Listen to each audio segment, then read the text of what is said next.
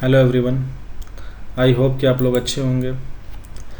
तो आज हम लेक्चर नंबर 25 देखेंगे और ये लेक्चर जो है हमारा नेशनल इनकम या डोमेस्टिक इनकम के टॉपिक का आखिरी लेक्चर है। तो इस लेक्चर सीरीज़ में हमने ये देखा कि जीडीपी क्या होता है, जीएनपी क्या होता है। फिर हमने देखा nominal GDP, real GDP, economic growth देखा, जीडीपी डिफ्लेटर देखा। फिर हमने देखा कि नेशनल इनकम को एस्टिमेट करने के क्या मेथड्स हैं, ठीक है। और फिर हमने market price, basic prices, factor cost, ये सब कुछ देखा। तो इस पूरे लेक्चर सीरीज का ये आखिरी लेक्चर है और बेसिकली इस लेक्चर में हम पढ़ेंगे कि जब भी हम नेशनल इनकम या इससे related aggregates like GDP at market price या जो हमारा एनडीपी एट फैक्टर कॉस्ट है यानी डोमेस्टिक इनकम, तो जब भी हम नेशनल इनकम या इन एग्रीगेट्स को मेज़र करते हैं तो क्या प्रॉब्लम्स आती हैं उनके एस्टिमेशन में, ठीक है। तो नेशनल इनकम या इससे रिलेटेड जो एग्रीगेट्स हैं उनके एस्टिमेशन में दो तरह के प्रॉब्लम्स होते हैं। पहला तो प्रैक्टिकल प्रॉब्लम होता है और दूसरा थ्योरेटिकल प्रॉब्लम होता है। तो हम इसको वन बाय वन देखेंगे, ठीक है। So all right. तो अगर मैं बात कर लूँ सबसे पहले प्रैक्टिकल प्रॉब्लम्स की, तो देखिए प्रैक्टिकल प्रॉब्लम में जो सबसे पहली प्रॉब्लम है वो है डेटा कलेक्शन का, ठीक है। यानी डेटा कलेक्शन एक बहुत बड़ी प्रॉब्लम है। कैसे? देखिए, जो भी सर्विस सेक्टर, ठीक है, जो भी सर्विस सेक्टर के अंदर आने वाली कंपनीज़ हैं और वो कंपनीज जो कि कंपनीज़ एक्ट 1956 के तहत रजिस्टर्ड है, ठीक है, यानी वो कंपनीज रजिस्ट्रार ऑफ कंपनीज़ के पास रजिस्टर्ड है, तो उन कंपनीज़ का हमारे पास इनकम डेटा होता है, ठीक है। तो उनका डेटा कलेक्शन या इनकम मेथड से उनका जीडीपी, एमपी या नेशनल इनकम एस्टिमेशन ईजी होता है। पर आप समझिए कि जो हमारे देश में अनऑर्गेनाइज सेक्टर है ये काफ़ी बड़ा सेक्टर है। अगर मैं आपको डेटा दूं तो हमारे देश के अंदर ऑलमोस्ट 85% जो टोटल जॉब है वो अनऑर्गेनाइज सेक्टर के अंदर है। अब अनऑर्गेनाइज सेक्टर के अंदर वो फर्म्स आती हैं, वो इकोनॉमिक यूनिट्स आती हैं जो गवर्नमेंट के साथ रजिस्टर्ड नहीं होती हैं। तो अनऑर्गेनाइज सेक्टर में क्या है कि अगर वो गवर्नमेंट के साथ रजिस्टर्ड नहीं है तो गवर्नमेंट के साथ उनको गवर्नमेंट के जो भी गाइडलाइंस हैं, जो अकाउंट्स मेंटेन करने के लिए गाइडलाइंस हैं, जो डेटा शेयरिंग है, वो ये नहीं करते हैं। तो या तो ये गवर्नमेंट के साथ कोई डेटा ही नहीं शेयर करते बिकॉज ये रजिस्टर्ड नहीं है, तो इनके ऊपर कोई गवर्नमेंट गाइडलाइंस या ऑब्लिगेशंस एज सच मैंडेटरी नहीं होता। साथ ही साथ जो भी अनऑर्गेनाइज सेक्टर में छोटे मोटे फॉर्म्स या इकोनॉमिक एंटिटीज़ हैं ये अकाउंट्स भी नहीं बनाती हैं। फॉर एग्ज़ाम्पल मैं समझाता हूँ, जैसे मान लीजिए आपके इलाके में कोई मान लीजिए कि राइस मिल चलाता हो छोटा मोटा, कोई लकड़ी का मिल चलाता हो या कोई भी छोटा मोटा कारोबारी, ठीक है, जिसके पास कुछ लेबरर्स हों, ठीक है, वो कुछ किसी प्रोडक्शन, कुछ छोटा मोटा प्रोडक्शन करता हो, तो वो यूजुअली अकाउंट्स ही मेंटेन नहीं करते हैं। तो या फिर अगर वो अकाउंट मेंटेन करते हैं तो जो अपना सेल दिखाते हैं, सेल्स या जो अपना रेवेन्यू दिखाते हैं वो बहुत कम दिखाते हैं ताकि उनको सरकार को टैक्स ना देना पड़े, ठीक है। तो फिर उनकी अर्निंग भी एक तरह से ब्लैक मनी होता है। और अनऑर्गेनाइज सेक्टर के अंदर जितनी भी एंटिटीज़ हैं ये यूजुअली कैश में डील करती हैं बिकॉज अगर ये ऑनलाइन ट्रांजेक्शन्स करेंगे तो बैंक के पास इनका पैसा जाएगा तो पता चल जाएगा कि लमसम इनकी इनकम कितनी है। तो ये लोग कैश में डील करते हैं, ठीक है, अकाउंट्स मेंटेन नहीं करते हैं। अगर ये अकाउंट्स मेंटेन भी करते हैं तो उसमें अपना सेल या रेवेन्यू बहुत कम दिखाते हैं। तो अनऑर्गेनाइज सेक्टर का या तो हमारे पास डेटा होता नहीं है और अगर होता भी है तो वो रिलायबल नहीं होता है, ठीक है। तो ये तो एक बड़ा प्रॉब्लम है। साथ ही साथ आप ऐसे समझिए कि डेटा कलेक्शन बड़ी प्रॉब्लम आती है उस केस में जैसे हमारे देश में एग्रीकल्चर के अंदर आज भी हमारे देश के approximately 48 to 49% population agriculture sector में एम्प्लॉयड है। और इस एग्रीकल्चर सेक्टर में जो लोग काम करते हैं उनका इनकम डेटा या उनका जो प्रोडक्शन डेटा है ये भी कलेक्ट करना एक बहुत बड़ा इशू है, बिकॉज वो डेटा अवेलेबल नहीं होता है। या आप ऐसे समझ लीजिए जो डेली वेज वर्कर्स हैं, मैनुअल वर्कर्स हैं, जो फार्म एक्टिविटीज़ में काम करते हैं, उनका इनकम डेटा होता नहीं है, ठीक है। वो कैश में पाते हैं एंड दे एक्सपेंड इट। तो वो इनकम प्रोडक्शन में इन्वॉल्व हैं, वो उनको इनकम भी होता है, पर चूँकि वो इनकम बैंक्स तक नहीं पहुंचती या डिक्लेयर नहीं हो पाता है, तो हमारे पास उस इनकम का भी डेटा नहीं है। साथ ही साथ आप समझिए कि जो भी आपके छोटे मोटे शॉपकीपर्स हैं, या जो आपके फ्रूट सेलर्स, वेजिटेबल सेलर्स, जो वेंडर्स होते हैं, या जो आपके रिक्शा पुलर्स हैं, ठीक है, ऐसे तमाम तरह के छोटे मोटे वर्कर्स या कंस्ट्रक्शन वर्कर्स हैं, ठीक है, इन लोगों का जो भी इनकम डेटा है वो गवर्नमेंट के पास अवेलेबल ही नहीं होता है। पर फ्रूट सेलर, वेजिटेबल सेलर, या कंस्ट्रक्शन वर्कर, या फार्म एक्टिविटीज़ में daily veg workers, rickshaw pullers, ये सभी या तो गुड्स को प्रोड्यूस कर रहे हैं, या उसमें अपना असिस्टेंस दे रहे हैं, या किसी न किसी तरह का मतलब प्रोडक्शन प्रोसेस में ये इन्वॉल्व है एज ए लेबर। तो इनको मिलने वाला पेमेंट नेशनल इनकम में काउंट होना चाहिए, पर वो डेटा गवर्नमेंट के पास होता ही नहीं है। तो डेटा कलेक्शन एक बहुत बड़ी प्रॉब्लम आती है। तो ये एक प्रैक्टिकल प्रॉब्लम है, जस्ट बिकॉज कि हमारे देश में अनऑर्गेनाइज सेक्टर बहुत बड़ा है। तो अनऑर्गेनाइज सेक्टर गवर्नमेंट के साथ रजिस्टर्ड नहीं होता है, ठीक है। तो उन छोटे मोटे फॉर्म्स, इकोनॉमिक एंटिटीज़ का हमारे पास रिलायबल डेटा नहीं होता, या तो डेटा ही नहीं होता या रिलायबल नहीं होता।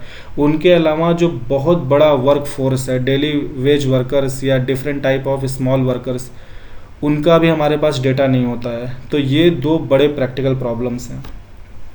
तीसरा, अगर प्रैक्टिकल प्रॉब्लम की मैं बात करूं, ठीक है, अगर थर्ड प्रॉब्लम की बात करें तो क्या है कि नॉन मार्केट एक्टिविटीज़, ठीक है, नॉन मार्केट एक्टिविटीज़, ठीक है। यानी कि आप ऐसे समझिए कि अगर किसी व्यक्ति ने कोई भी कमोडिटी प्रोड्यूस किया, और अगर वो कमोडिटी मार्केट तक नहीं पहुंचती है, ठीक है, तो फिर हमें पता कैसे चलेगा कि प्रोडक्शन कितना हुआ, या उस प्रोडक्शन से वैल्यू एडिशन क्या हुआ। यानी कि अगर हम यहाँ पे एग्जांपल दें, तो हम किसकी बात कर रहे हैं? तो हम बात कर रहे हैं, जैसे मान लीजिए कोई छोटा मोटा फार्मर है, ठीक है, जिसके पास 1-2 बीघा लैंड है, या 1 एकड़ या 2 एकड़ ज़मीन है, राइट। अब वो व्यक्ति जो भी फूड ग्रेन्स या जो कुछ भी प्रोड्यूस कर रहा है, अगर वो उसका सेल्फ कंजम्पशन करता है, तो प्रोडक्शन तो हुआ, और प्रोडक्शन की वजह से वैल्यू एडिशन भी हुआ, तो वो काउंट होना चाहिए था। लेकिन सेल्फ कंजम्पशन अगर उसने किया, मार्केट तक बहुत कम चीज़ें पहुंची, या मान लीजिए चीज़ें नहीं पहुंची, ठीक है, वो सब सेल्फ कंज्यूम कर गया, तो उस केस में क्या है कि ये प्रोडक्शन भी काउंट नहीं हो पाता है। या फिर आप ये कह लीजिए कि उस फार्मर ने 70% फूड ग्रेन्स और जो कुछ ये प्रोड्यूस किया वो तो सेल्फ कंज्यूम कर गया, बचा खुचा जो था उसके साथ उसने म्यूचुअल एक्सचेंज कर लिया, ठीक है, म्यूचुअल एक्सचेंज। फॉर एग्जांपल, जैसे मान लीजिए कि किसी किसान ने वीट उगाया और दूसरे किसान ने मस्टर्ड सीड्स उगाए हैं। तो अगर कोई फार्मर बोले कि भाई 40 किलो सरसों हमें दे दो, बदले में हमसे 150 किलो वीट ले लो, तो ये जो म्यूचुअल एक्सचेंज है या जो सेल्फ कंजम्पशन है, ये आप कह लीजिए कि ये मेजर नहीं हो पाते हैं, ठीक है।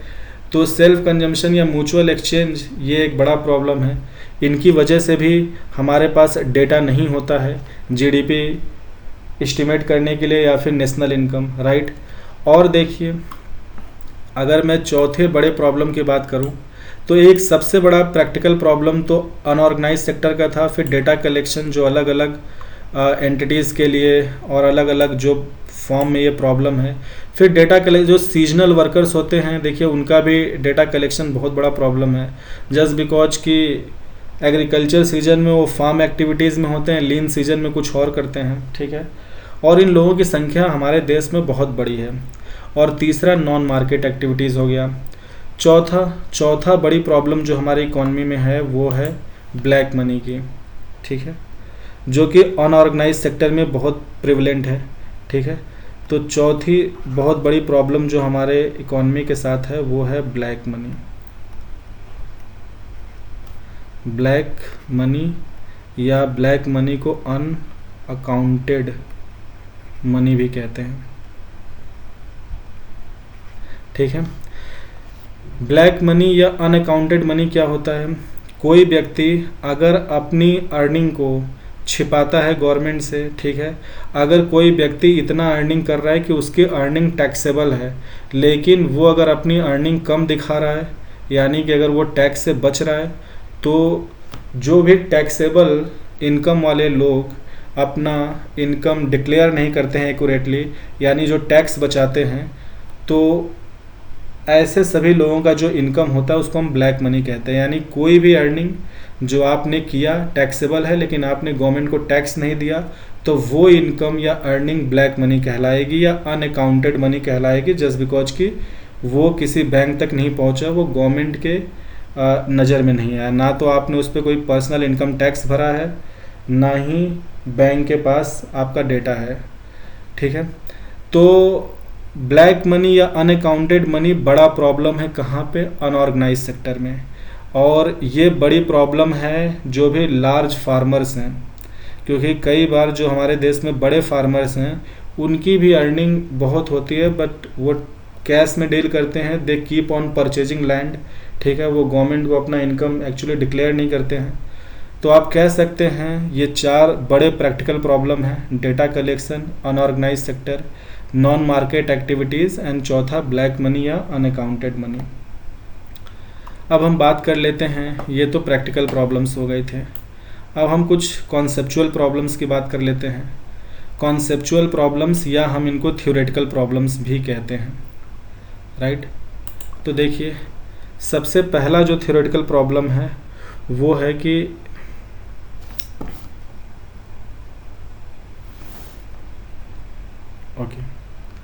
जो सबसे पहला थ्योरेटिकल प्रॉब्लम्स है वो है कि what are the items that need to be included in national income, ठीक है, items to be included in national income, ठीक है। तो कौन से आइटम हैं जिनको नेशनल इनकम में इंक्लूड करना चाहिए जो कि नहीं हो पाते हैं? तो पहला है कि जो भी इम्प्यूटेड रेंट है, अगर कोई व्यक्ति अपने ही घर में रह रहा है, ठीक है, कोई व्यक्ति अपनी प्रॉपर्टी को अगर ऑक्युपाई कर रहा है, तो वो खुद को जो रेंट देगा वो इम्प्यूटेड रेंट है। तो जो भी सेल्फ ऑक्युपाइड प्रॉपर्टी हैं उनका इम्प्यूटेड रेंट जो है वो नेशनल इनकम में काउंट होना चाहिए। और दूसरा, जो भी सेल्फ कंजम्पशन के लिए गुड्स या कमोडिटीज़ प्रोड्यूस हो रही है वो भी नेशनल इनकम में काउंट होना चाहिए। तो आइटम्स टू बी इंक्लूडेड, ये 2 आइटम होते हैं। पहला है goods produced for self consumption, ठीक है, सेल्फ कंजम्पशन के लिए जो भी गुड्स या सर्विसेज प्रोड्यूस हो रही हैं वो काउंट होना चाहिए नेशनल इनकम में। और दूसरा है इम्प्यूटेड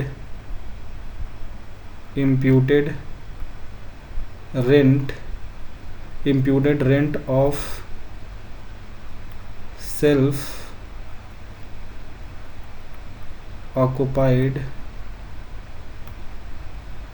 प्रॉपर्टी, ठीक है।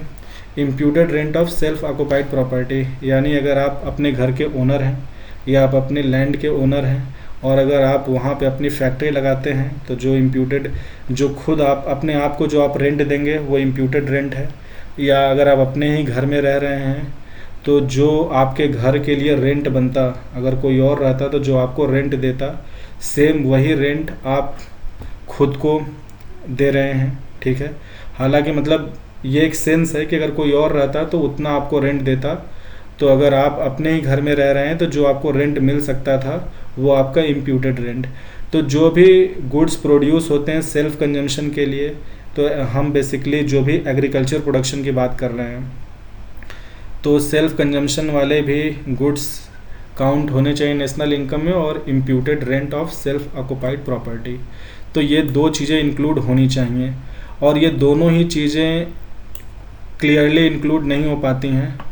और देखिए इम्प्यूटेड रेंट का तो हम कह सकते हैं कि जो भी म्यूनिसिपल कॉरपोरेशंस हैं या किसी एरिया की जो भी म्यूनिसिपैलिटी है, उनके पास ये पता होता है कि वहाँ पे कितने घर हैं, उनके कौन ओनर हैं।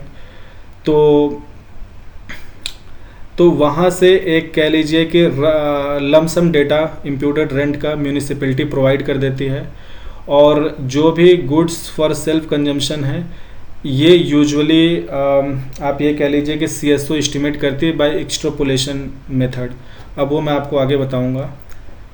सो पहला तो हो गया कि क्या आइटम्स इंक्लूड होने चाहिए, तो ये 2 आइटम इंक्लूड होने चाहिए, ठीक है। दूसरा देखिए प्रैक्टिकल प्रॉब्लम्स क्या होता है। अगर मैं अभी हम लोग क्या देख रहे हैं, हमने प्रैक्टिकल प्रॉब्लम्स देखा था, यहाँ पे हम देख रहे हैं थ्योरेटिकल या कॉन्सेप्चुअल प्रॉब्लम्स। तो हमने थ्योरेटिकल प्रॉब्लम में देखा कि items that need to be included in national income, और वो आइटम्स हैं गुड्स फॉर सेल्फ कंजम्पशन और इम्प्यूटेड रेंट, ठीक है। और देखिए अगर और थ्योरेटिकल प्रॉब्लम्स की बात करें, तो अगर मैं सेकेंड थ्योरेटिकल प्रॉब्लम की बात करूं, तो वो है यूज ऑफ स्टैटिस्टिकल टेक्निक्स, ठीक है। Use of statistical techniques. अब आप एक बात समझिए, देखिए मैंने कहा कि अब पहले आप एक बात समझिए, जैसे मान लीजिए कि ये हमारे देश की, मान लीजिए पहले मैं बताता हूँ, मान लीजिए ये किसी भी देश की पॉपुलेशन है, ठीक है। ये जो टोटल जो यूनिवर्सल सेट है, ये जो टोटल है, ये किसी देश की पॉपुलेशन है। और इस पॉपुलेशन में जितने भी लोग हैं, मतलब आप इस सेट के, इस लार्जर सेट ए के अंदर जितने भी लोग हैं, ठीक है, जितने भी एलिमेंट्स हैं, उनको हम बोलेंगे, टोटल जो एलिमेंट्स हैं वो इस सेट ए की पॉपुलेशन साइज को रिप्रेजेंट कर रहा है। मान लीजिए हमने इस पॉपुलेशन से एक सैंपल सेलेक्ट किया छोटा सा, और हमने इसको बोला सेट बी, और इसमें कुछ एलिमेंट हैं, तो इसमें जितने एलिमेंट होंगे वो बी की सैंपल साइज होगी, ठीक है। अब आप देखिए होता क्या है कि जब भी हम किसी लार्जर सेट से कोई छोटा सेट, और ये बी क्या है, सबसेट ऑफ ए, तो जो हमारा ओरिजिनल यूनिवर्सल सेट है या जो लार्जर सेट है, उससे जब भी हम कोई सबसेट या छोटा सेट लेते हैं, तो जो भी सिलेक्शन मेथड होता है, ठीक है, उसको हम सैम्पलिंग मेथड कहते हैं। Okay, the method of selecting a sample और the process of selecting a sample from a given larger set, उसको आप सैम्पलिंग मेथड या सैम्पलिंग टेक्निक बोलते हैं। तो अब होता क्या है कि देखिए, अगर हमें अपना इनकम डेटा, अगर हमें हमारे देश में देखिए जो भी फार्म वर्कर्स हैं या जो भी डेली वेज वर्कर्स हैं या जो भी लोग हैं, ठीक है, अनऑर्गेनाइज सेक्टर में, अगर हम एक सैंपल साइज लेते हैं, अगर हम एक सैंपल साइज सेलेक्ट करते हैं, तो हमने उस सैंपल को सेलेक्ट करने के लिए जो भी मेथड यूज किया वो सैम्पलिंग मेथड हो जाएगा। कि हमने सिंपल रैंडम मेथड यूज किया है कि सिस्टमैटिक मेथड या मल्टी स्टेज सैम्पलिंग मेथड, ठीक है, या स्ट्रेटिफाइड सैम्पलिंग मेथड, तो ये सैम्पलिंग मेथड्स होते हैं।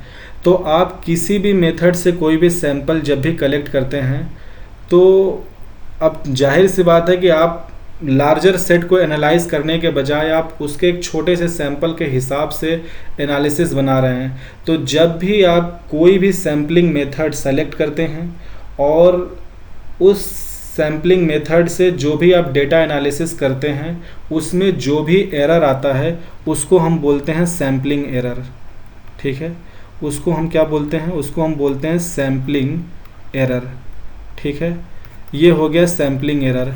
साथ ही साथ होता क्या है कि देखिए, जो हमारा NSSO है, नेशनल सैंपल सर्वे ऑफिस, ये लार्जर सैंपल सर्वे 6-7 साल पे करते हैं, पर स्मॉल सैंपल सर्वे हर साल करते हैं। तो अब अगर मान लीजिए एनएसएसओ ने एक स्मॉल सैंपल सर्वे किया, लेकिन अगर उनको उसी सैंपल साइज के आधार पे अगर बड़े से सैंपल के लिए डेटा बनाना है, तो वो करते क्या हैं कि on the basis of the previous value and the current year sample size value, ठीक है, जो अभी इनका इस साल का सैंपल जो भी सैंपल साइज लिया उसकी जो डेटा कलेक्शन है और जो प्रीवियस ईयर्स के जो डेटाज हैं, इनके बेसिस पे एक्स्ट्रापोलेशन यानी कि अननोन को नोन करने का प्रयास करते हैं। ओके, तो आप ये भी कह सकते हैं कि extrapolation is a technique where we measure the unknown on the basis of previous known values. ठीक है, तो जब भी हम एक्स्ट्रापोलेशन करते हैं तो वहाँ पर क्या होता है, extrapolation errors. Okay, let me change the colour. तो जब भी हम अननोन को मेजर करते हैं on the basis of previous values और नोन वैल्यूज़, ठीक है, तो उस टेक्निक को एक्स्ट्रापोलेशन बोलते हैं, एक्स्ट्रापोलेशन टेक्निक। और जब भी हम एक्स्ट्रापोलेशन अपनाते हैं तो वहाँ पर जो भी हमने वैल्यूज़ कैलकुलेट किया है on the basis of previous value, जो भी हमने मेजर करने का, वहाँ पे एक्स्ट्रापोलेशन एरर्स आते हैं। ठीक है, साथ ही साथ देखिए जहाँ पे भी हमारे पास डेटा एक मतलब जहाँ पे हमारे पास कह सकते हैं कि डेटा थोड़ा रैंडमाइज्ड होता है, वहाँ हम अप्रॉक्सीमेशन करना चाहते हैं, तो तीसरी चीज़ आप कह सकते हैं कि अप्रॉक्सीमेशन एरर भी होता है। अप्रॉक्सीमेशन एरर्स, ठीक है, यानी कि आप समझिए कि हमारा देश है, इस देश में जो भी लोग प्रोडक्शन प्रोसेस में इन्वॉल्व हैं, चाहे गुड्स या सर्विसेज के, ठीक है, किसी की भी फॉर्म में अगर वो कंट्रीब्यूट कर रहे हैं, अगर हम उनके डेटा को कलेक्ट करते हैं तो जो भी सैम्पलिंग मेथड से सैंपल साइज सेलेक्ट की जाती हैं और उस सैंपल साइज के आधार पे जो भी हम डेटा एनालिसिस करते हैं, तो ऑब्वियसली सैम्पलिंग एरर होगा। फिर जो भी डेटा जितनी भी पॉपुलेशन साइज का डेटा हमारे पास नहीं है, तो उसका हम डेटा नोन करने का या मेज़र करते हैं on the basis of the previous larger sample size value and the current year small sample size value. तो जो हम एक्स्ट्रापोलेशन टेक्निक से अननोन को मेज़र करने का प्रयास करते हैं, वहाँ हमारा एक्स्ट्रापोलेशन एरर होता है। साथ ही साथ इस पूरे प्रोसेस में अगर मान लीजिए डेटा रैंडमाइज्ड है, अगर मान लीजिए डेटा रैंडमाइज्ड है, लेकिन अगर हमें उन्हें एक अप्रॉक्सीमेट वैल्यू देना है, तो अप्रॉक्सीमेशन एरर। यानी कि जब भी हम देखिए, और सबसे बड़ी बात है, ये भी डिबेट है कि कौन से स्टैटिस्टिकल टेक्निक्स अपनाने चाहिए। यानी जो भी मैंने सैम्पलिंग मेथड के सिंपल रैंडम सैम्पलिंग या स्ट्रेटिफाइड सैम्पलिंग या मल्टी स्टेज सैम्पलिंग, तो ये जो डिफरेंट सैम्पलिंग टेक्निक्स हैं, इनमें से कौन सी सेलेक्ट होनी चाहिए, और हर टेक्निक का अपना एक एरर लिमिट होता है। ठीक है, फिर एक्स्ट्रापोलेशन एरर्स, तो ये सारे जो भी एरर्स प्रॉब्लम्स होते हैं, ये कॉन्सेप्चुअल प्रॉब्लम्स होते हैं जो कि स्टैटिस्टिकल टेक्निक से जुड़े होते हैं। ठीक है, ओके, अब बात कर लेते हैं तीसरी प्रॉब्लम। तीसरा कॉन्सेप्चुअल प्रॉब्लम क्या आता है। ओके, अब मैं यहाँ पे बात कर लेता हूँ। हम क्या पढ़ रहे थे, conceptual problems in estimation of national income, right. तो हम कॉन्सेप्चुअल या थ्योरेटिकल प्रॉब्लम, तो हमने क्या क्या देख लिया था कि items that need to be included in national income, और दूसरा यूज ऑफ स्टैटिस्टिकल टेक्निक, तीसरा कह सकते हैं use of data source. Problems related to use of data source, ठीक है। तो जो भी नेशनल इनकम को एस्टिमेट करने के लिए जो भी हम डेटा सोर्स यूज करते हैं, अब जो भी डेटा सोर्स है लाइक म्यूनिसिपैलिटीज़ के डेटा या फिर जो भी रजिस्टर्ड कंपनीज़ हैं, उनका जो डेटा होता है वो हम MCA 21, that is ministry of corporate affairs, ठीक है। MCA 21 एक इलेक्ट्रॉनिक डेटाबेस है जो ministry of corporate affairs manage करती है, और MCA 21 में जितनी भी रजिस्टर्ड कंपनी है गवर्नमेंट के साथ, उनका जो भी डेटा होता है, ठीक है, जो भी ट्रांजैक्शन डेटा होता है वो वहाँ पे मेंटेन होता है। तो MCA 21 ये एक डेटा सोर्स है for all the registered company, जहाँ से हम उनका इनकम डेटा या उनका जो भी प्रोडक्शन डेटा उठाते हैं, ठीक है। साथ ही साथ क्या है कि म्यूनिसिपैलिटी एक डेटा सोर्स है। इस तरह से हमारे देश में जो भी स्टेट गवर्नमेंट के जो डिपार्टमेंट्स हैं, जो सेंट्रल गवर्नमेंट्स के अदर लेबर डिपार्टमेंट्स हैं, स्टेट गवर्नमेंट के लेबर डिपार्टमेंट्स हैं, तो उनकी जो भी डेटा सोर्स है, मतलब जैसे स्टेट लेबर डिपार्टमेंट वो भी स्टेट के अंदर जो भी लेबर को लेकर जो भी उनका वेज रेट है, जो भी डेटा है, वहाँ से हम वो डेटा लेते हैं। तो इन सारे डेटा के साथ भी कुछ इनएक्यूरेसी होती है। MCA 21 तो काफ़ी रिलायबल डेटा है, बट अगर आप स्टेट लेबर डिपार्टमेंट या सेंटर के जो अलग अलग डिपार्टमेंट्स हैं, म्यूनिसिपैलिटी के जो डेटा हैं, ये काफ़ी इनके साथ काफ़ी सारी आप कह लीजिए कि इनएक्यूरेसी होती है, काफ़ी सारा प्रॉब्लम्स होता है, राइट। तो तीसरा हो गया problems related to data source. और चौथी अगर हम प्रॉब्लम्स की बात करें तो हम कह सकते हैं method to estimate the economic growth, ठीक है। चौथा प्रॉब्लम क्या आता है, चौथा प्रॉब्लम या आप डिबेट कह लीजिए, it is with regard to method to estimate the economic growth, right, ठीक है। अब देखिए, जब भी हम इकोनॉमिक ग्रोथ को करंट मार्केट प्राइस पे करते हैं तो वहाँ पर क्या है कि वो इकोनॉमिक ग्रोथ एरर होता है, error because of inflation and increase in the indirect taxes. इसीलिए हम इकोनॉमिक ग्रोथ को बेस ईयर के मार्केट प्राइस पे निकालते हैं। लेकिन उसमें भी डिबेट है कि हम बेस ईयर का मार्केट प्राइस जो लेते हैं उसमें भी तो इनडायरेक्ट टैक्सेस हैं, ठीक है। तो अगर इकोनॉमिक ग्रोथ मेजर करना है तो हमें इंक्रीज इन प्रोडक्शन मेजर कर रहे हैं या इंक्रीज इन वैल्यू एडिशन। तो अगर हम इंक्रीज इन प्रोडक्शन मेजर कर रहे हैं तो we should measure it at factor cost. तो लेकिन फैक्टर कॉस्ट पे हम इसलिए नहीं करते हैं बिकॉज हमारे पास जो डेटा इजली अवेलेबल होता है वो होता है मार्केट प्राइस का। तो जो डिबेट है कि इकोनॉमिक ग्रोथ को बेस ईयर के फैक्टर कॉस्ट पे होना चाहिए या बेस ईयर के मार्केट प्राइस पे होना चाहिए या बेसिक प्राइसेस पे होना चाहिए, ठीक है। So debate is with regard to estimation of economic growth, ठीक है। इकोनॉमिक ग्रोथ एस्टिमेट किया जाए फैक्टर कॉस्ट पे, ठीक है, या मार्केट प्राइस पे, या फिर कह लीजिए कि बेसिक प्राइस पे, बेसिक प्राइस। अब देखिए, ये तीनों ही कांस्टेंट ईयर के होंगे, ठीक है, या base year, sorry base year, ठीक है। और जो हमारा बेस ईयर है 2011-12, ठीक है। तो जो भी हमारा बेस ईयर है, हम बेस ईयर की फैक्टर कॉस्ट लें, मार्केट प्राइस लें या बेसिक प्राइसेस लें। और अगर मैं आपको बेसिक प्राइसेस बता दूं तो बेसिक प्राइसेस क्या होता है, factor cost plus net production taxes. ये मैंने आपको पिछले लेक्चर में आई थिंक लास्ट लेक्चर में मैंने काफ़ी डिटेल में पढ़ाया है, ठीक है।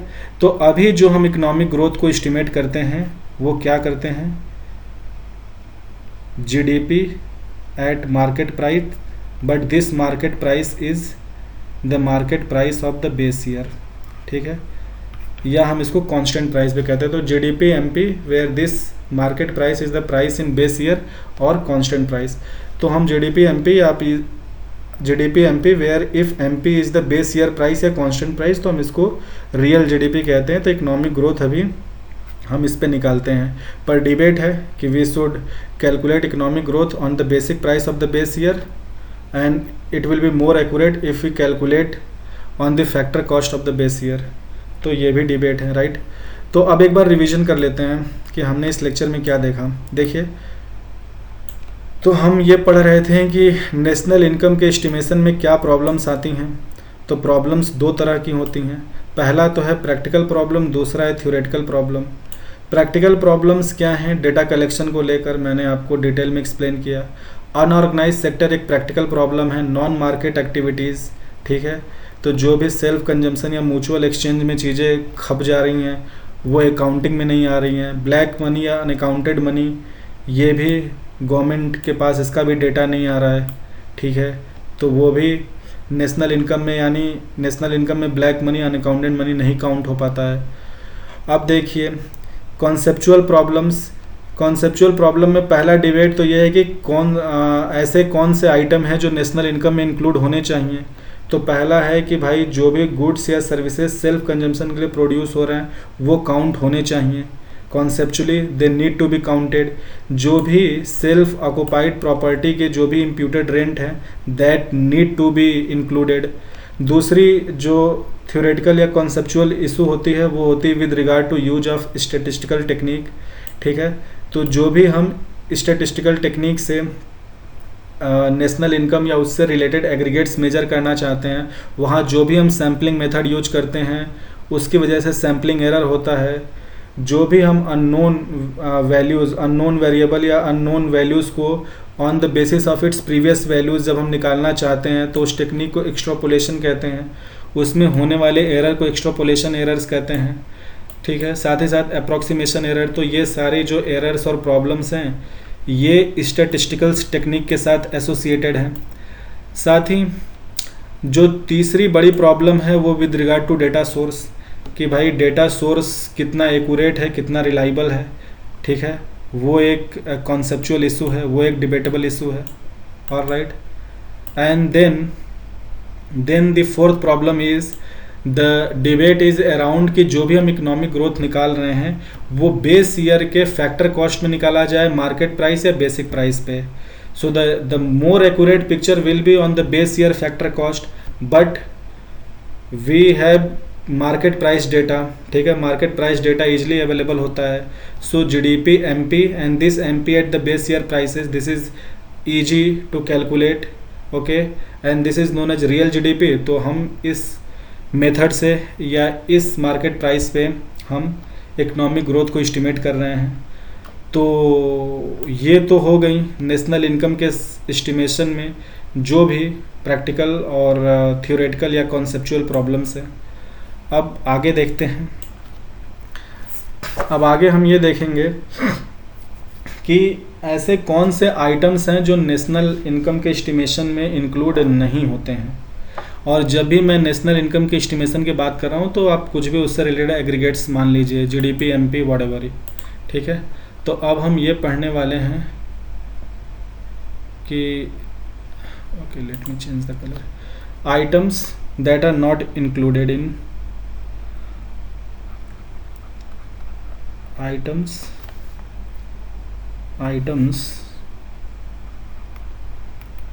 which are not included in estimation of national income और related aggregates।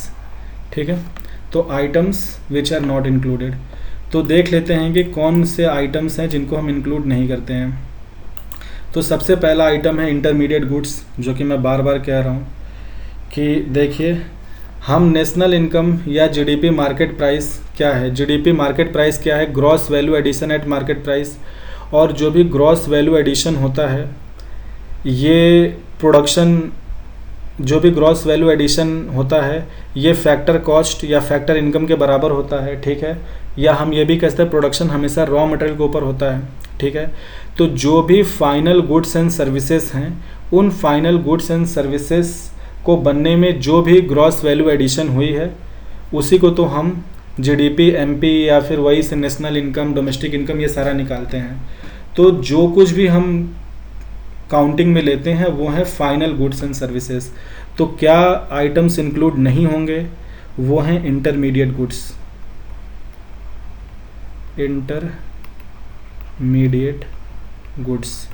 Intermediate goods are not included. Second transfer payment.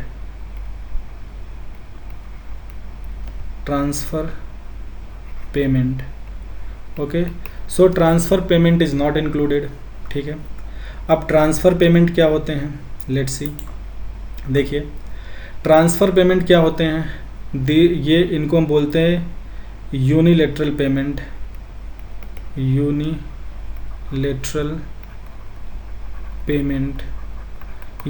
Payment का मतलब क्या है, मान लीजिए दो व्यक्ति हैं A और B। A ने B को कुछ पे किया, ठीक है, तो इस पेमेंट के बदले में बी जो है, B is not oblige to pay anything back to A, यानी ए ने बी को जो भी पेमेंट किया है उस पेमेंट के बदले बी ए को कुछ भी रिटर्न करने या कुछ भी देने के लिए ओबलाइज्ड नहीं है। इस तरह के पेमेंट को यूनिलैटरल कहते हैं, ठीक है। तो जो भी ट्रांसफ़र पेमेंट होते हैं ये नेशनल इनकम में काउंट नहीं होते हैं, बिकॉज ट्रांसफ़र पेमेंट क्या है कि ट्रांसफ़र पेमेंट एक फैक्टर इनकम नहीं है, राइट। ट्रांसफ़र पेमेंट क्या है, it is just a gift, okay, और it can be gift, it can be donation, it can be foreign remittances or any kind of payment, okay, and for this payment B is not doing anything, ठीक है, B is just taking the payment। तो transfer payment क्या है, ये एक factor income नहीं है, इसीलिए नेशनल इनकम में काउंट नहीं होता है। अब ट्रांसफ़र पेमेंट कितने तरह के हो सकते हैं। ट्रांसफ़र पेमेंट देखिए क्या क्या हो सकते हैं। गिफ्ट एक ट्रांसफ़र पेमेंट है, ठीक है। अगर हम किसी को कुछ गिफ्ट कर रहे हैं, ठीक है, जैसे मान लीजिए कि जो भी बच्चे स्कूल कॉलेज में हैं जो अपने पेरेंट्स से पॉकेट मनी रिसीव कर रहे हैं वो एक ट्रांसफ़र पेमेंट है। Pocket money is a transfer payment because in return they are not doing any kind of work for their parent, ठीक है। तो वो एक ट्रांसफ़र पेमेंट हो गया। गिफ्ट ट्रांसफ़र पेमेंट हो गया, ठीक है। गिफ्ट, डोनेशंस भी ट्रांसफ़र पेमेंट है, ठीक है। जो भी फॉरेन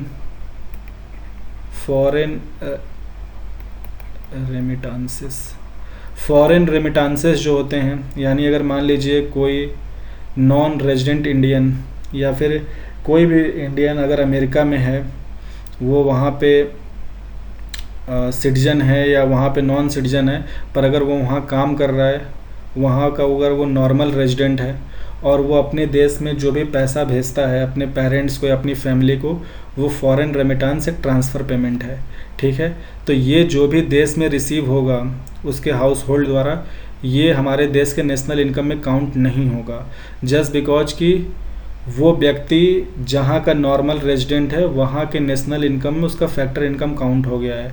तो उसके फैक्टर इनकम के अलावा वो जो कुछ भी पेमेंट कर रहा है सब ट्रांसफ़र पेमेंट है। तो गिफ्ट, डोनेशन, फॉरेन रेमिटेंसेस हो गए। साथ ही साथ जो भी स्कॉलरशिप्स होती हैं, ठीक है, अब मैं लिखता नहीं हूँ, बता देता हूँ। जो भी स्कॉलरशिप है ये एक ट्रांसफ़र पेमेंट है। जो भी अनएम्प्लॉयमेंट अलाउंसेस गवर्नमेंट देती है, ठीक है, वो ट्रांसफ़र पेमेंट है। बिकॉज किसी अनएम्प्लॉयड व्यक्ति को अगर पैसा मिल रहा है तो बिना कुछ काम किए मिल रहा है, तो ये ट्रांसफ़र पेमेंट ये सरकार द्वारा है। या फिर old age pension transfer payment है, विडो पेंशन भी ट्रांसफ़र पेमेंट है। जो भी क्विज कॉन्टेस्ट या प्राइज़ मनी, जो भी lottery winnings, what ever it is, सब ट्रांसफ़र पेमेंट है, ठीक है। अब देखिए, जो भी प्रोविडेंट फंड होता है, ठीक है, जो भी व्यक्ति प्रोविडेंट फंड अर्न करता है या जो उसकी ग्रेचुटी या रिटायरमेंट पेंशन होता है, ये नेशनल इनकम में काउंट होते हैं। जस्ट बिकॉज कि प्रोविडेंट फंड, ग्रेचुटी या फिर आप ये कह लीजिए कि रिटायरमेंट पेंशन, ये सब उस व्यक्ति के इनकम का पार्ट है, ठीक है। और साथ ही साथ आप ऐसे समझिए कि अगर मान लीजिए जैसे कोई लॉटरी सिस्टम है, तो जो कंपनी लॉटरी सिस्टम चला रही है उसकी जो इनकम है वो नेशनल इनकम में काउंट होगा, ठीक है। उस कंपनी के अंदर काम करने वाले एम्प्लॉयज़ की सैलरी काउंट होगी, पर जिसको वो प्राइज़ मनी, जो लॉटरी जीतेगा, जिसको लॉटरी के अमाउंट मिलेगी, वो अमाउंट टैक्सेबल होगा, पर वो नेशनल इनकम में काउंट नहीं होगा, राइट। तो कोई अमाउंट टैक्सेबल हो, दैट्स अ डिफरेंट थिंग। चीज़ें, money is taxed, okay, money and income both are taxed. मैं आपको यहाँ पे लिख देता हूँ। मनी देखिए, फैक्टर इनकम हो या मनी हो, दोनों ही टैक्स्ड होते हैं, ठीक है। लेकिन आप ये समझ लीजिए कि फैक्टर इनकम क्या है, प्रोडक्शन प्रोसेस में मिलने वाला इनकम है। मनी क्या है, it is just a received payment. अगर कैपिटल गेन है तो it is a money earned, transfer payment is a money earned. तो अगर किसी व्यक्ति का कैपिटल गेन या money earn through transfer payment अगर ये टैक्सेबल है तो that will be taxed, okay, but these things are not factor income, that is why these are not included in national income, but if they are taxable they will be taxed। तीसरा, अगर third item की बात करें कि और क्या national income में count नहीं होता है, तो वो है कैपिटल गेन, कैपिटल गेन्स। ठीक है, जैसे मान लीजिए आपने कोई प्रीसियस मेटल, ज्वेलरी या कोई भी प्रॉपर्टी ख़रीदा है और आप उसको बस यूं ही रख देते हैं और फ्यूचर में बेचते हैं, और आपको अगर उस पर मनी अर्नड होता है, अगर आप उस पर मुनाफा कमाते हैं, तो that is money earned, it is not a factor income. तो capital gain is not factor income, it is a money earned. और अगर वो मनी अर्न टैक्सेबल होगा तो it will be taxed. Okay, जो भी टैक्स स्लैब के अंदर आएगा उतना टैक्स उस पर लगेगा। So capital gain is taxed, okay, money earned are taxed, but capital gain or transfer payments or such type of money earned, these are not factor income, so these are not included in national income। तो transfer payment, capital gain ये include नहीं होते हैं। चौथा, okay let me scroll it down.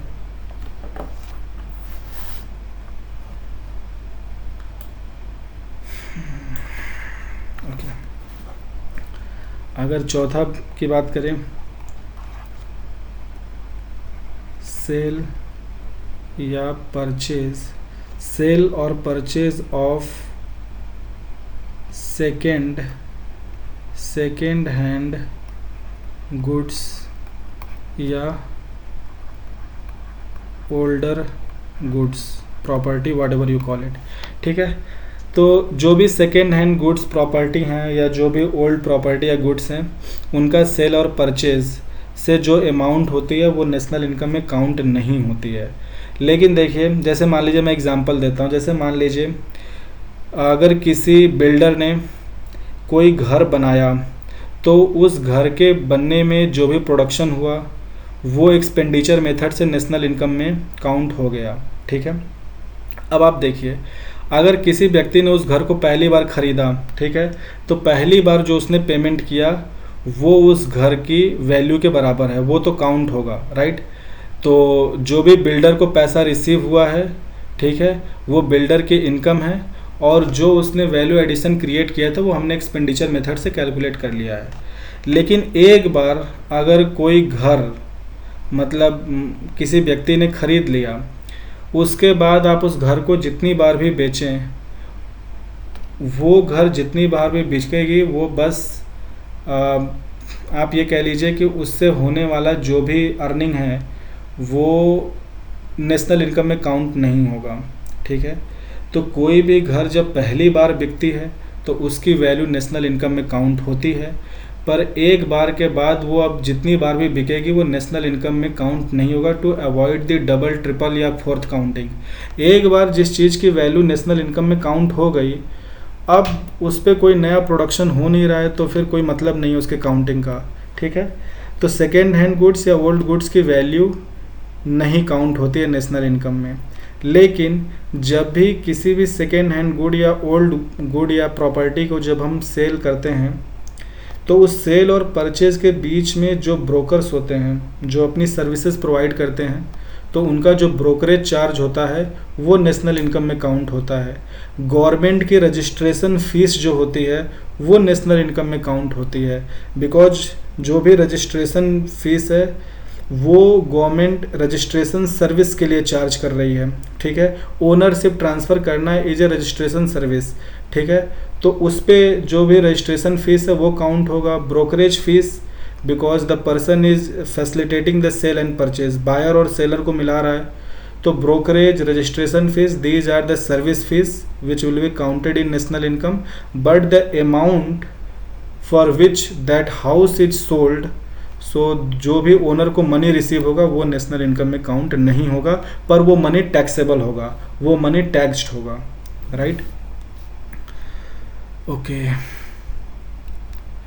अब fifth की बात कर लेते हैं, ब्लैक मनी। ठीक है, ब्लैक मनी या अनअकाउंटेड मनी। ठीक है, देखिए ब्लैक मनी या अनअकाउंटेड मनी क्या है।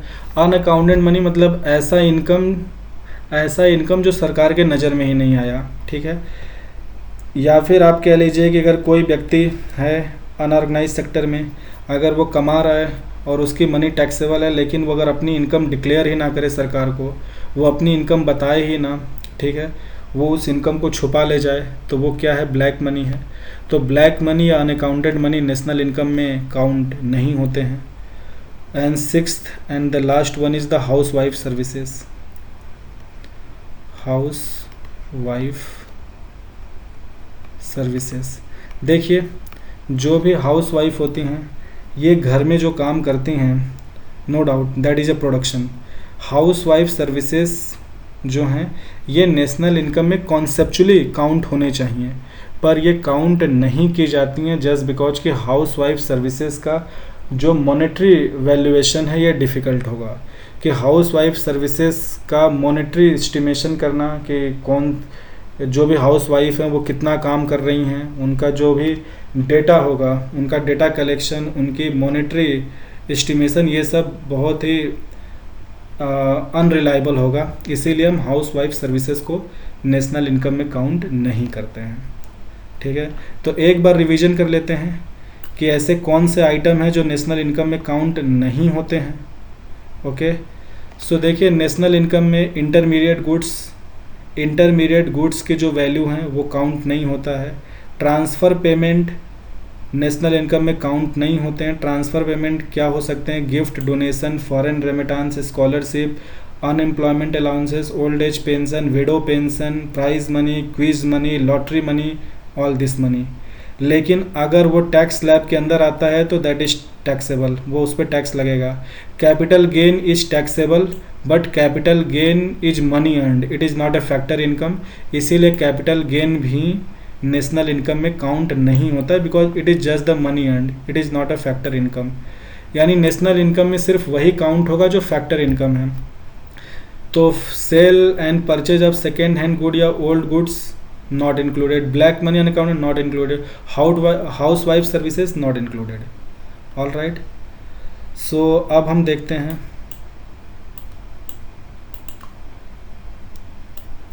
अब हम ये देखते हैं, और फिर मैंने आपको बता दिया था कि what are the items which need to be included। देखिए items that need to be included are goods produced for self consumption and imputed rent of self occupied property। अब कुछ फैक्ट्स देख लेते हैं, certain facts regarding estimation of national income.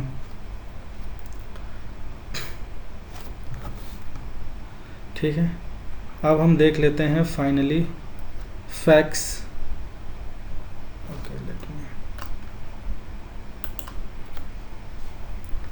सो अब हम देखेंगे facts, certain facts regarding estimation of national income.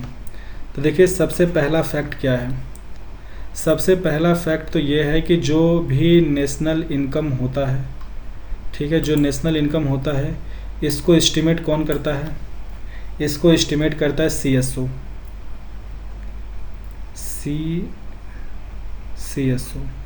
CSO का full form क्या है, सेंट्रल स्टैटिस्टिकल ऑफिस। ठीक है, तो CSO is responsible for estimation of national income and related aggregates. ठीक है, और CSO किस मिनिस्ट्री के अंतर्गत आती है, तो वो आती है MOSPI के अंतर्गत। MOSPI ministry of statistics and programme implementation. तो इसका फुल फॉर्म क्या है, let me change the colour.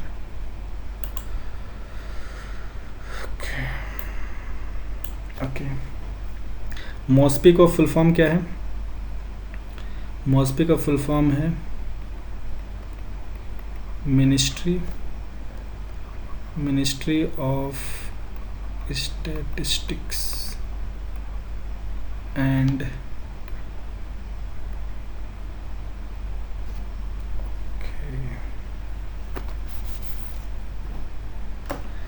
Ministry of Statistics and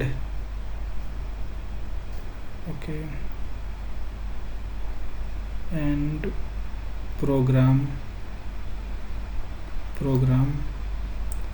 implementation, ठीक है, programmes implementation, ministry of statistics and programmes implementation, ठीक है। तो मॉस्फी के अंतर्गत CSO आती है, ठीक है। और देखिए, तो CSO जो है इसका पूरा नाम है सेंट्रल स्टैटिस्टिकल ऑफिस, और ये नेशनल इनकम, मॉस्फी जो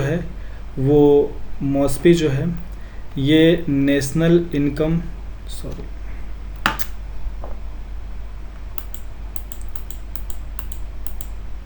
मॉस्फी जो है यही आपकी एस्टिमेट करती है। तो जो भी हमारा नॉमिनल GDP है, that is GDP at current year market price, GDP MP, ठीक है, नॉमिनल GDP, या जो भी हमारा नेशनल इनकम है, जो भी हमारा डोमेस्टिक इनकम है, जो भी हमारा इकोनॉमिक ग्रोथ है, ठीक है, ये इन सारे चीज़ों का, या जो भी हमारा रियल GDP है, ठीक है, जो हमारा रियल GDP है that is GDP MP, but this market price will be base year price. तो नेशनल इनकम या इससे रिलेटेड जो भी एग्रीगेट्स हैं उनको national income, nominal GDP, real GDP, domestic income और इनसे रिलेटेड जो भी एग्रीगेट्स हैं, इनको CSO मेजर करती है और इनको पब्लिश करती है in a report, and that report is known as NAS report, NAS report। और इस NAS का पूरा नाम क्या है? National accounts statistics, national accounts statistics. So CSO NAS report को पब्लिश करती है। NAS रिपोर्ट मतलब नेशनल अकाउंट्स स्टैटिस्टिक्स रिपोर्ट, और इस रिपोर्ट में CSO nominal GDP, real GDP, national income, domestic income, इनके डेटा और इनको कैसे एस्टिमेट किया, तो with regard to their estimation techniques, ठीक है, जो भी इनकी एस्टिमेशन टेक्निक्स हैं या जो भी इनका एस्टिमेशन है, तो जो भी नेशनल इनकम और उनसे रिलेटेड एग्रीगेट्स हैं, इसको CSO मेजर करती है और इसको पब्लिश करती है NAS रिपोर्ट में, जिसको नेशनल अकाउंट्स स्टैटिस्टिक्स रिपोर्ट भी कहते हैं। ये बात हो गई। और साथ ही साथ आप जान लीजिए, ये भी बात जान लीजिए यहाँ पे, late me change the colour, कि जो CSO है ये हमारे नेशनल इनकम और उससे रिलेटेड जो भी एग्रीगेट्स हैं like nominal GDP, real GDP, इन सब को नेशनल अकाउंट्स स्टैटिस्टिक्स में मेज़र कर रही है, मतलब मेज़र करके पब्लिश कर रही है नेशनल अकाउंट्स स्टैटिस्टिक्स में फ्रॉम 1956 ऑनवर्ड्स, ठीक है। तो 1956 से जो भी ये सब है नेशनल इनकम और उनसे जुड़े टर्म्स, ठीक है, या NAS रिपोर्ट, इसको CSO पब्लिश करती है, मेजर करती है, पब्लिश करती है। अब देखिए दूसरी बात आप समझिए, CSO का काम क्या है? नेशनल इनकम और उससे रिलेटेड एग्रीगेट्स को एस्टिमेट करना और NAS रिपोर्ट बनाना, पर जो डेटा कलेक्शन का काम करती है, पर जो डेटा कलेक्शन है, डेटा कलेक्शन या जो सैंपल सर्वे है, उसको करती है NSSO, इसको बोलते हैं नेशनल सैंपल सर्वे ऑफिस, ठीक है। तो NSSO का काम है डेटा कलेक्शन, ठीक है। तो ये दो तरह के सैंपल सर्वे करते हैं, पहला है स्मॉल सैंपल सर्वे, दूसरा है लार्ज सैंपल सर्वे। तो जो इनका स्मॉल सैंपल सर्वे है, SAS मतलब स्मॉल सैंपल सर्वे, ये हर साल करते हैं, ठीक है, एवरी ईयर, ठीक है। और जो इनका लार्ज सैंपल सर्वे है वो 6 to 7 ईयर्स पे होता है, ठीक है। तो जो भी डेटा कलेक्शन का काम है, ठीक है, जो भी सैंपल सर्वे करने का काम है वो NSSO करती है, ठीक है। और देखिए जो भी हमारा सेंट्रल स्टैटिस्टिकल ऑफिस था, दिस सेंट्रल स्टैटिस्टिकल ऑफिस और जो नेशनल सैंपल सर्वे ऑफिस है, इन दोनों को मर्ज करके जो ऑर्गेनाइजेशन बनाई गई है उसको बोलते हैं NSO। ये हो जाएगा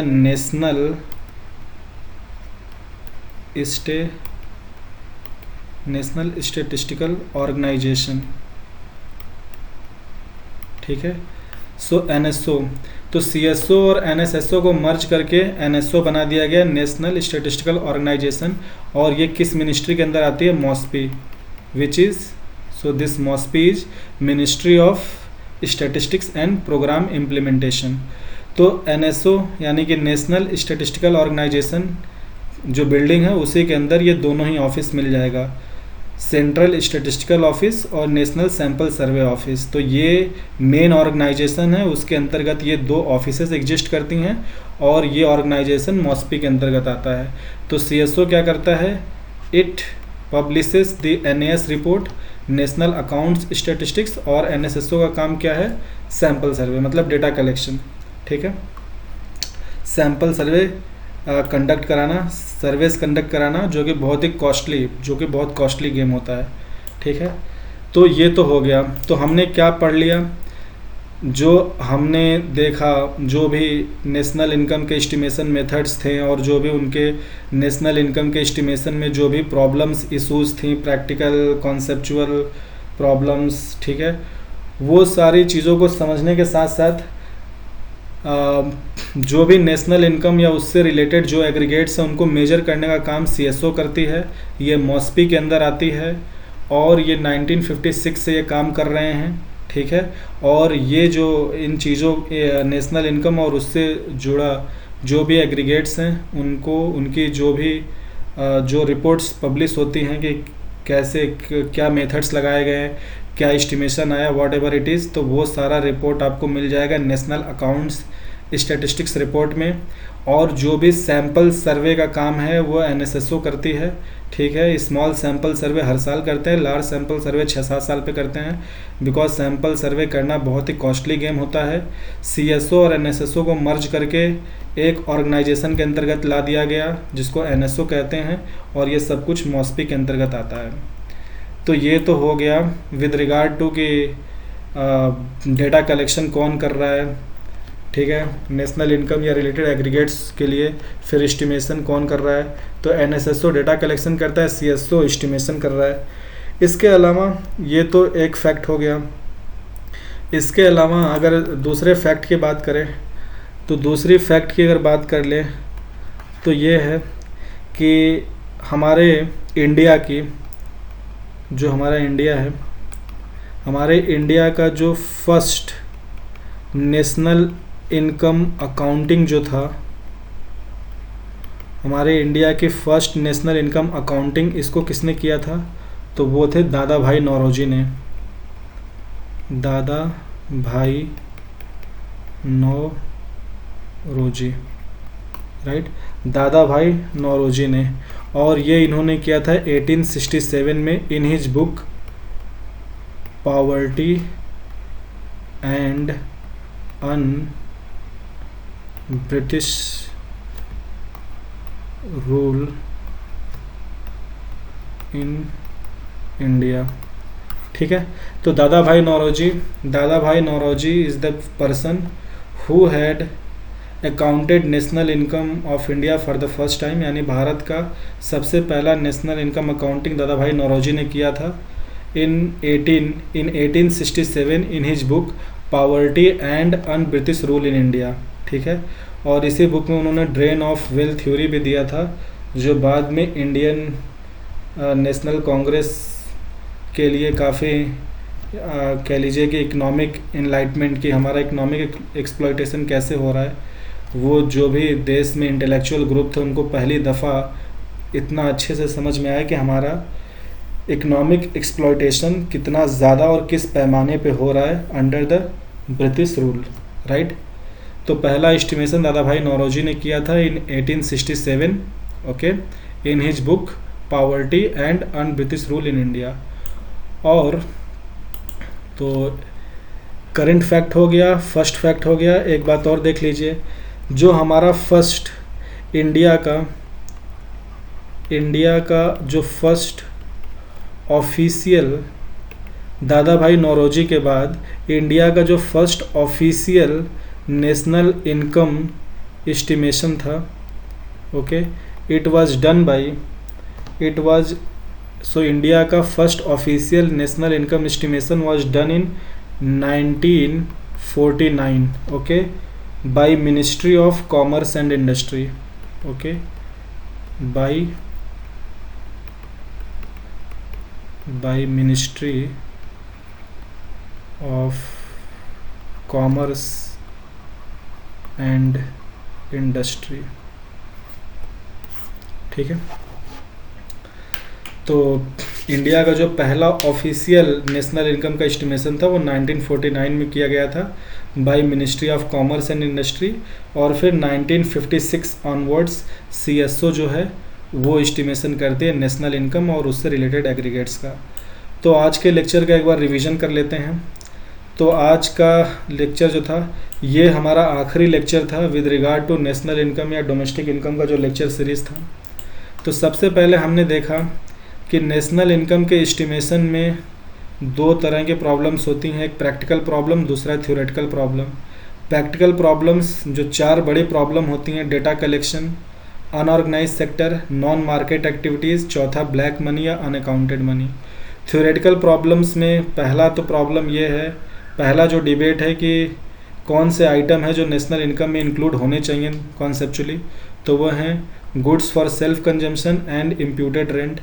फिर दूसरा जो डिबेट है it is with regard to use of statistical techniques, ठीक है। तो जो भी हम स्टैटिस्टिकल टेक्निक अपनाते हैं, जो भी हम सैम्पलिंग मेथड अपनाते हैं, उसकी वजह से होने वाला सैम्पलिंग एरर, फिर एक्सट्रापोलेशन एरर, अप्रॉक्सीमेशन एरर, तो ये सारी प्रॉब्लम्स जो हैं वो हमारी स्टैटिस्टिकल टेक्निक्स या मेथड से एसोसिएटेड हैं। फर्दर जो तीसरा कॉन्सेप्चुअल प्रॉब्लम है वो है problem related to use of data source, ठीक है।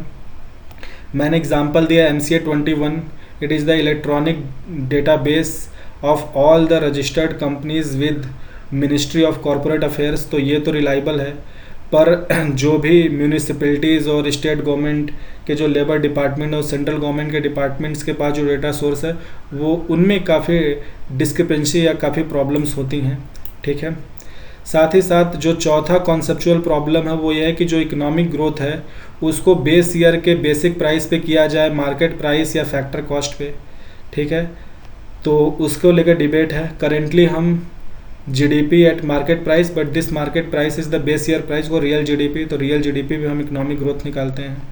फिर है कि what are the items which are not included in the estimation of national income, तो intermediate goods, transfer payment, capital gain, sale and purchase of second hand good या older goods, black money, unaccounted money and housewife services। फिर national income के estimation के regarding facts, तो CSO जो हमारा central statistical office है ये national income या उससे रिलेटेड एग्रीगेट्स को एस्टिमेट करती है, उनको पब्लिश करती है नेशनल अकाउंट्स स्टैटिस्टिक्स में। ये जिस मिनिस्ट्री के अंदर आती है वो मॉस्पी है। सैंपल सर्वे NSSO करती है, इन दोनों को मर्ज करके NSO बना दिया गया, ये सब मॉस्पी के अंतर्गत आती हैं। इंडिया का पहला नेशनल इनकम अकाउंटिंग दादा भाई नौरोजी ने किया था, और हमारा first official national income estimate was done in 1949 bye ministry of commerce and industry. साथ ही साथ इस लेक्चर को ख़त्म करने से पहले मैं कुछ रिविजन्स बता देता हूँ। देखिए, जो भी हमारा नेशनल इनकम अकाउंटिंग को लेके जो रिवीजन किया गया है वो ये है कि जो बेस ईयर था, पहले हम 2004-05 को एज ए बेस ईयर लेते थे, पर फ्रॉम 2015 ऑनवर्ड 2015 में जो नेशनल इनकम अकाउंटिंग को लेके जो CSO ने रिवीजन किया, उस रिवीजन या उस बदलाव के तहत ये है कि जो हम अब 2015 से जो बेस ईयर लेते हैं वो 2011-12 होता है। दूसरा बात, जो हमारी नॉमिनल GDP होती है वो करंट ईयर मार्केट प्राइस पे होती है, पर जो हमारा इकोनॉमिक ग्रोथ होता है वो बेस ईयर के मार्केट प्राइस पे होता है, ठीक है, जिसको कि हम बोलते हैं इकोनॉमिक ग्रोथ हम रियल GDP पे निकालते हैं। और तीसरा जो बड़ा रिवीजन था वो ये था कि हम अपने ओवरऑल इकोनॉमिक ग्रोथ को तो बेस ईयर मार्केट प्राइस पे निकाल रहे हैं, पर जो हमारा इकॉनमी का जो अलग अलग सेक्टर का जो सेक्टर वाइज ग्रोथ है उसको हम निकालते हैं बेस ईयर के बेसिक प्राइस पे, ठीक है। So sector wise growth rate are estimated on the basis of gross value addition basic price. ठीक है, तो जो हमारा आप ये कह लीजिए कि जो इकोनॉमिक ग्रोथ है वो तो बेस ईयर मार्केट प्राइस पे, पर सेक्टर वाइज जो ग्रोथ रेट है वो gross value addition basic price पे होता है। और gross value addition basic price में क्या है, बेसिक प्राइस में मैंने आपको बताया factor cost plus net production taxes. तो बेसिक प्राइस क्या होता है, factor cost plus net production taxes. अगर इसी में आप नेट इनडायरेक्ट टैक्सेस भी जोड़ देंगे तो वो मार्केट प्राइस बन जाएगा। तो बस इतना ही, इसी के साथ हमारा नेशनल इनकम या डोमेस्टिक इनकम का पूरा लेक्चर सीरीज़ ख़त्म होता है। इसके बाद हम पढ़ेंगे मॉनेटरी एग्रीगेट्स और मनी सप्लाई को। सो आज के लिए बस इतना ही। Thank you so much.